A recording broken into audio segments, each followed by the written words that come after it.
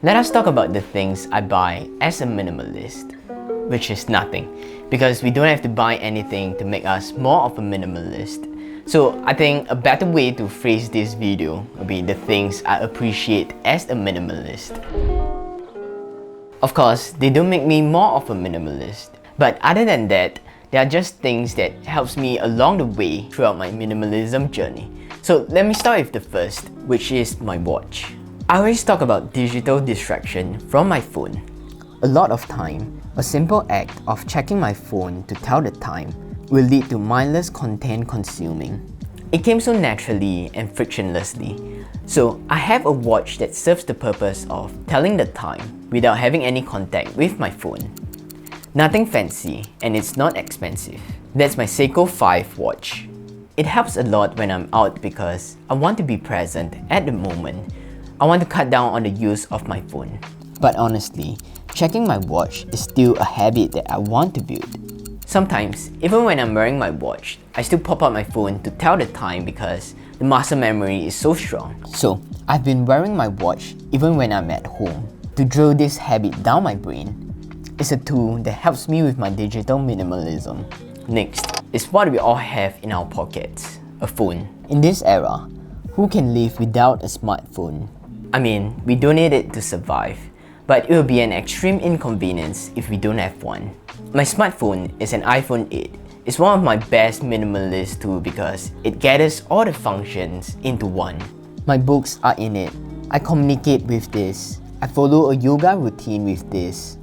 I track my productivity and habits with this. And also have short escapism with the game in it. With so many things inside this phone, which eliminates certain possessions, like books that I'll only read once, a music player, and also game console that clutter our space. However, with great power, it comes with great power storage, and also flaws that aren't beneficial for the minimalist. For example, creating more distractions and digital clutter. Next is cases.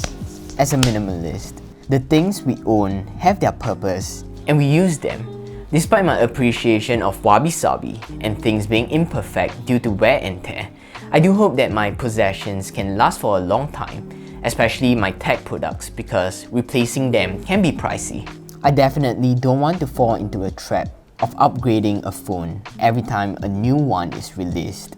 However, I have to let you know that I'm really rough with my possessions. I don't baby them, especially the tools that I use frequently. When I'm filming, I throw my things around and I do things that defy the law of gravity. I have to put my tools at risk all the time just to have a perfect shot. A protective case for the tools I use is often essential for me, even though I would like to have a wabi-sabi phone, but I doubt it will last. Next is my alarm clock. It's overly used for my B-roll for this channel, and that means that it adds a lot of value to me. It's my bronze clock. Similar to the purpose of having a watch, it helps me with my digital distraction by replacing the alarm clock function on my phone with a physical alarm. I know, it might be contradicting to a minimalist view of owning less, because I'm adding another thing into my life instead of using my phone. However, I love the use of my physical clock because, firstly, I tend to snooze my phone alarm because it's so easy and it's just a button away, while the physical alarm has a snooze function, which I don't use it because it's not what I got it for, and I have to shout at it because it's a voice control snooze. Shut up! And because of that, I'll wake up on the first ring and shut it off right away. Second, similar to the watch, it lessens my contact with my phone, which can be a great distraction when I wake up in the morning. I used to have the habit of checking my social media or news right after I shut off my alarm. That wasted a lot of time and shortened or even delayed my morning routine. And not to mention all the negative news and thoughts that will come across my head.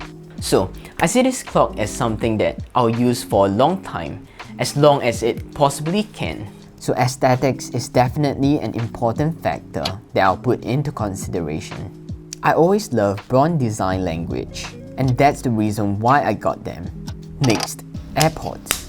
It's definitely for the aesthetics. We don't even need to discuss the minimalist aesthetics of an Apple product, but truth be told, I used to hate it when they first released it. I just think they look dumb, until my girlfriend bought me one of this. I have to say, it has become one of my daily essentials. I mean, Apple made our life so complicated by changing the audio jack to a lightning cable. That's probably one of the reasons why we need AirPods. Of course, they have to make the process of listening from an AirPods to be as seamless as possible. And the main breakthrough that attracts me is the removal of wires. Wires are one of my many pet peeves, one that I can't deal with, and the wire condition in my room is atrocious, and I can't seem to get hold of it. The least I can do is have a wireless headphone, and I see AirPods as a functional tool that helps me with my mess with the tangled wires. Next, hard disk. One of my great minimalism leap is getting rid of sentimental items. I am a sentimental guy, and I had a lot of them. Things like my design schoolworks, certificates, mementos that represent different phases of my life. But because of minimalism, I've removed most of them, and for now, what I need is not a physical storage space, but a digital storage space. And a hard disk is essential for me. I truly believe that memories are stored in our brain and not in things. Mementos and things are merely just a catalyst that helps us pull back those memories. It serves the same purpose, even if it's just a digital photo stored in our computers. In order for me to remove unwanted sentimental items, I make sure I take a photo of it before decluttering them. And that being said, I have tons of scanned photos and photos of certain events that I want to recall in the future. I have a lot of files and also clips for making videos on this channel. I store it in my 5TB hard disk, and it's not the only one of them. They help me store all my digital photos and memories so I can declutter the physical ones. And additionally, clear my files from my laptop because I can't express how frustrated I was dealing with all these files and concurrently editing my videos without it being laggy or worse, crash. Next, plain tees, especially the black ones. I've seen an article saying that an average person only wears 20% of the wardrobe on a regular basis. Yet, we are complaining that we don't know what to wear or don't have any to wear. Even when we have more than enough clothes, we still find ourselves struggling with decision fatigue when we have to decide what to wear. And the problem is, we have too much clothes and too much choices. Not gonna lie, even after going through my decluttering process, there are still some clothes that I don't touch on a regular basis. One of the perks of having a minimalist wardrobe is, it's very simple. I don't have a set of uniform, but whatever is in my wardrobe is pretty much standard. For me, plain tees are essential for a simple wardrobe because I don't need much brain juice to decide what I want to wear based on graphics, fit, or colors, just to fit my emotion on that day. Some might say it's boring, but I actually love this wardrobe. It eliminates the paradox of choice, and it saves me quite a bit of money because I haven't been buying into trends. Lastly, this is an extra point. What I appreciate as a minimalist is everything else. As cliche as this can sound, I feel that this is an important point I've learned as I adopted minimalism into my life. We as a human are always tempted by the latest object, and we feel the urge to purchase something new, especially when you are first introduced to a new hobby or a new lifestyle. In this case, minimalism. What do we need to buy to make ourselves a minimalist? The answer is nothing.